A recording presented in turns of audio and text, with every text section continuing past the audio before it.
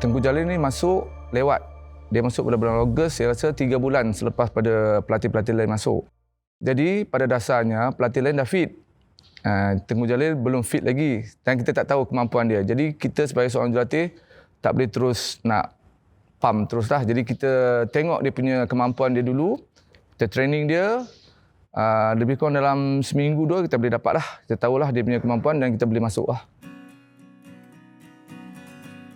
Di antara latihan yang almarhum jalani kat sini, samping kawat itu dah memang normal lah. Kena jasmani, kena crawl tengah padang. Semua latihan yang ada dalam kita punya plug, termasuk latihan SMD, seni pertahanan diri, kawat, jasmani, senaman balak. Semua Tengku Jalil terlibat, tak ada berkecuali. Dan saya ada satu cerita, saya rasa dia menembak dekat lapang sasar Sungai Buloh. Dia sekali kena rendam dalam tali air. Mungkin ada satu kesalahan apa ke, ramai-ramailah satu platoon kena rendam. Dengan dia sekali kena rendam. Dan dia tak pernah menolak satu-satu hukuman yang dibagi pada dia terima aja. Rendam ke, apa ke, atas lumpur ke, dalam lumpur ke, dia terima. Itu yang saya rasa dia satu yang istimewa lah. Dia kalau dalam asrama, more pada platoon dia tahulah. Sebenarnya. Tapi yang di segi luaran ni, bila dia fitik ke apa ke, kita ada fitik apa semua. Pernah sekali tu, dia pergi buat fitik. Dia sama juga dengan orang lain. Kalau orang cabut rumput, dia pun cabut rumput. Tak ada pengecualian. Pernah sekali kami kena hukuman semua. Dia tanya, platoon dah kemas ke belum, dah sapu ke belum? Kami kata dah. Okey, nak buktikan semua crawl bawah katil. Dengan almarhum sekali crawl. Kalau baju tu kotor maknanya tak cuci lah. So waktu tu kebetulan ada sikit lah kotor. So semua kena. Buatlah kena hukuman, tapi semua macam enjoy sebab almarhum pun enjoy kan. Dia siap kira sekali kena pampi berapa dia pun kira. So kita bila almarhum semangat macam tu kita pun jadi happy. Saya bersama almarhum Tengku Abdul Jalil adalah rakan satu platoon lah. Kami di platoon 13. Sewaktu tu kami masuk dulu. Kita training macam biasa. Suddenly satu ketika tu jurulatih SI Zamri sekarang waktu tu sarjan panggil kami untuk berkumpul di platoon lah. Okay, kita akan terima seorang sahabat very VVVVIP. Okay, so kami pun macam siapa tu kan. So kita accept lah. Kita buat persiapan untuk terima dia lah. Sebab bagi kami siapa masuk pun dia tetap sahabat kita lah. Sebab dia nak join training sekali dengan kami terima saja. And then saya ingat malam pertama tu. Okay, malam pertama waktu tu saya tugas sentri. Kami ada turn untuk sentri kan. Waktu saya sentri tu tengok almarhum malam tu dalam pukul tak silap saya 12 lebih ke 1 pagi macam tu lah. Duduk cangkung duduk di tepi loker sambil menggosok kasut kawat tu.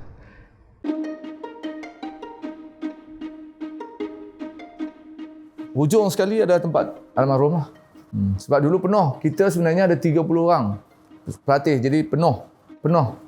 Sini semua penuh, ada 30 orang. Jadi almarhum di hujung sekali. Tak ada keistimewaan apa-apa. Sama. Katil yang sama. Tilam yang sama. Sinilah tempat dia beradu. Tempat dia ni. Kalau dalam asrama apa yang terjadi, Tuan Zul akan beritahu lah. Dia off record dengan jurulatih. Jurulatih tak tahu. Di sini. Sini ada satu loker. Waktu malam tu dia duduk gini ya. Okey, waktu mula-mula saya bertemu almarhum malam tu, ginilah almarhum duduk. Kosok. Satu saya tegur beliau, "Kau buat apa?" Ini kalau 3 jam, 3 hari pun takkan gilat kan. So saya ajarlah teknik campur air sikit, campur kiwi sikit, buat. Biar nampaklah. Itu momen lah. Dan sinilah yang kata saya cerita tadi yang kata kena crawl tu kan. Bawah ni lah. Bawah katil, kursi. Arah siapa pun tak tahu.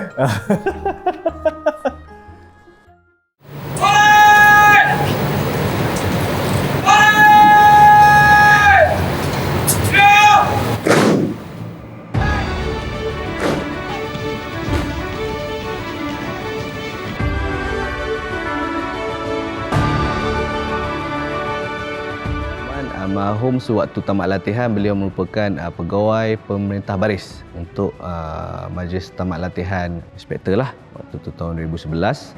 Almarhum ni dipanggil PB Baris, pegawai pemerintah baris, platoon period commander.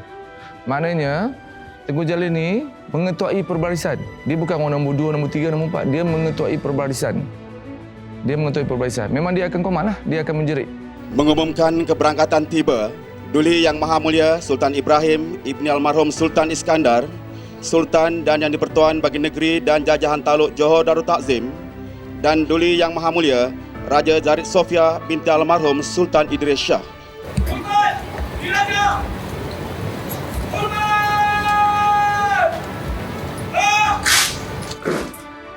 Waktu sebelum passing out lah, saya rasa dalam sebulan sebelum passing out, almarhum sebab dia perlu menjerit, dia perlu fitness. Jika beliau silap, semua orang akan silap. Selepas almarhum tamat latihan, malam tu saya dapat call daripada bodyguard, titah tuanku, so saya menghadap. Dan saya dengan Tengku Jalil pergi menghadap tuanku lah di bilik. Bila menghadap tuanku, ayat pertama tuanku, tahniah, dia tak malukan kita. Itu dah ayat pertama tuanku. Mana almarhum tak malukan saya, tak malukan tuanku sebab berjaya menjalankan tugas sebagai pemimpin dengan baik dan sempurna.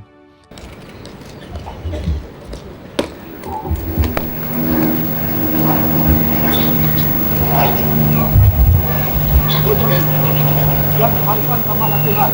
Sektor 2011. Untuk menang, jalankan tugas lain konti.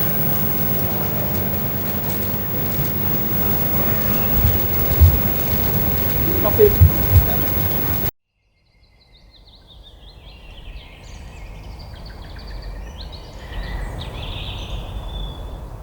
Nama saya Nur Izrin binti Mat Masto. Berkhidmat selama 19 tahun di Hospital Sultanah Aminah Johor Bahru. Mula bertugas di Wad Diraja pada tahun 2013 hingga kini. Saya adalah salah seorang kaki tangan Wad Diraja. Tugas kami adalah memantau kesihatan, menjaga seluruh kerabat Diraja Negeri Johor. Almarhum masuk Wad Diraja pada tahun 2013 untuk menerima rawatan. Pada tahun 2014, almarhum Dr. Sakan menghidap kanser hati tahap 4. Masa 2014 Ogos tu kita pergi ke London holiday. Lepas tu mula-mula sampai 4 hari masa sampai tu dia asyik cakap dia sakit bahu. Kita ingat macam benda tu normal. Panggil sport massage lah, macam-macam lah kita buat bagi painkiller. Tapi last sebelum balik ikutkan balik JB, dia orang akan fly 19 hari bulan pagi. Tapi 18 hari bulan tu dia sakit. Jadi kita hantar ke hospital, dari situ dia diagnose. We heard that he's sick in London. Tuanku and Datuk Balan follow him from London back to Singapore. And I was at the Singapore Airport VIP lounge to receive them. There's a lot of Johor officials are there to receive them. And when Tuanku walked with him into the VIP lounge, Tuanku was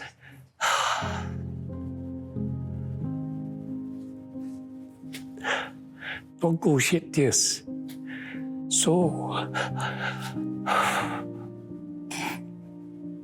everyone was feel very sad to know that he's in this condition.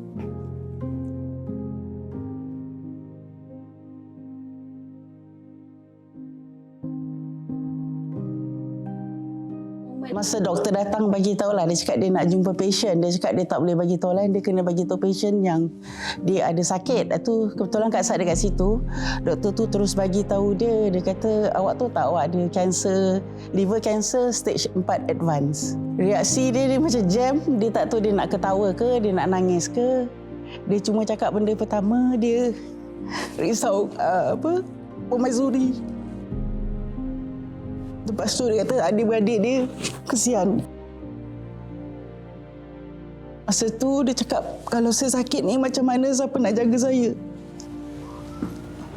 Terus saya cakap dengan dia, tak apalah, kalau aku tak ada orang jaga, Patik jaga.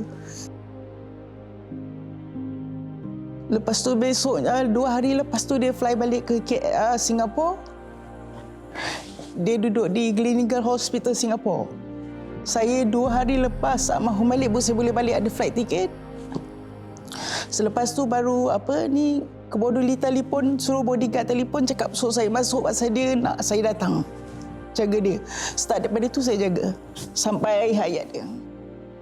Tuanku said, why not you look after him? From there, I fully look after him in hospital with Sabrina and Amy. And the three of us are the one that are responsible to look after him. They are more caregiver, I'm more of a bodyguard to be close to him. So it's all started from there. Selepas saya mengetahui beliau sakit, kita pun semak dengan beliau dan tanya, and then dapati benda tu serius, kita cuba tanya, bagi semangat lah pada beliau. Tengku perlu kuat, Tengku perlu strong, banyak berdoa, ini mungkin ujian kan. Dia ada cakap kat kami, dia ada pesan, saya dengan platoon jaga diri, jaga pasukan, jaga family.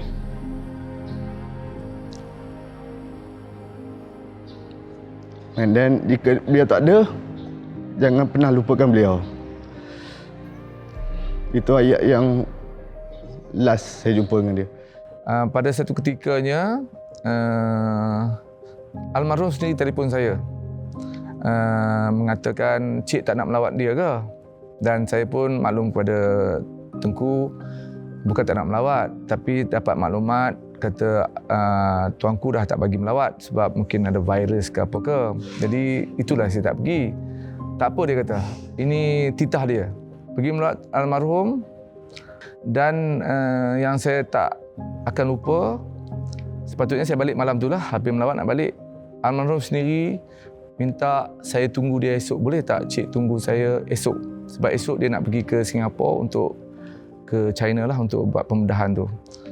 Kita siapa untuk mengatakan tidak. Saya pun cakap tak apalah almarhum, tunggu esok saya datang. Esok pagi tu saya pergi jumpa, sempat berpeluk sebab kenderaan semua dah siap. Peluk, itulah momen terakhir saya dengan dia lah. Sebenarnya semacam menjaga almarhum, kita sebenarnya macam sedih sebab kita tahu apa kesakitan yang dia hadapi, tapi tengok positif dia tu sepanjang menjaga almarhum daripada saat dia awal sakit sehingga mangkat, itulah sepanjang kenangan manis yang kami cipta bersama almarhum. Almarhum suka bergurau, peramah. Kadang-kadang kita tengah buat kerja, kadang dia datang, dia sapa kita. Macam kadang-kadang dia juga nak cuba jugalah buat kerja kita macam tu. Sentiasa pemurah, belikan makanan, apa-apa je lah yang nak belikan. Tak ada, sepanjang dia almarhum sakit tu, kita tak nampak pun yang dia tanggung derita sakit tu. Sentiasalah dengan peramahnya, sentiasa mengukir senyuman lah. Kita tak tahu yang dia tu pejuang kanser tahap 4. Kak Sat tengok macam dia selalu bersedekah dekat orang, semua orang yang memerlukan. Kak Sat tu walaupun dia sakit tapi dia hati dia tenang. Dia seorang yang pemurah. Tak kira siapa pun orang tu, walaupun orang tu susah, dia akan tolong. Walaupun dia tak kenal, dia akan tolong. The good thing about him, he never takes the sickness as a burden to him. He just still behave as normal. He go through all the treatment. So I always tell him, you stay strong. You have to look upon your parents and your brothers. They also wants you to recover. So you have to take care of yourself. Cuma yang last kali saya rasa, bagi saya lah, Tengku Jalil ni seorang yang begitu amat berdedikasi, hormat orang. Dan dia selalu jadikan sebagai role model di pelapor ni. Kalau puan tanyalah staf mana pun mengenai Tengku Jalil, pertama orang cakap dia budi bahasa lah. Memang seorang yang budi bahasa yang amat tinggi. Dan kita jadikan dia sebagai role model bermaksud orang yang ada segala-galanya. Tengku Jalil almarhum ni ada segala-galanya. Ada rupa, ada darjat, ada harta, ada segala-galanya. Tapi tetap ada budi bahasa, ada adab. Maknanya kita orang biasa ni kena lebih lagi lah. Sebab kita tak ada apa pun. Selepas kemangkatan almarhum, kami menggunakan semangat beliau lah. Semangat beliau kepada diri saya sendiri, kepada kawan-kawan yang lain. walaupun beliau sudah tiada, tapi bagi kami beliau sentiasa dekat. Beliau sentiasa dekat dengan kami dan bayang-bayangan beliau tu sentiasa ada dengan kami lah. Even di Pelapul ni pun kita sentiasa boleh rasalah kehadiran beliau lah. Sebab beliau seorang yang baik, very humble person, orang kata tak sombong lah. Tapi Allah lebih sayangkan beliau, so itu kita kena terima lah. Dan bila diorang dapat tahu kasi taruh usihat, diorang doakan semua. Tapi macam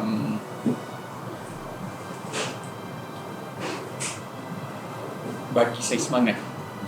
Kan? Kita seorang, kita sakit, memang macam-macam main di fikiran kita. Bila ada sokongan dari orang luar, dari rakyat mendoakan kita. Saya baca tiap-tiap post macam tu, tapi tak boleh nak aku balas tiap satu tu banyak. Memang memberi saya banyak sangat semangat. Betul-betul terima kasih. Dan kalau ada peluang memang saya nak terima kasih kepada Sa'ad. So betul-betul seorang-seorang kita nak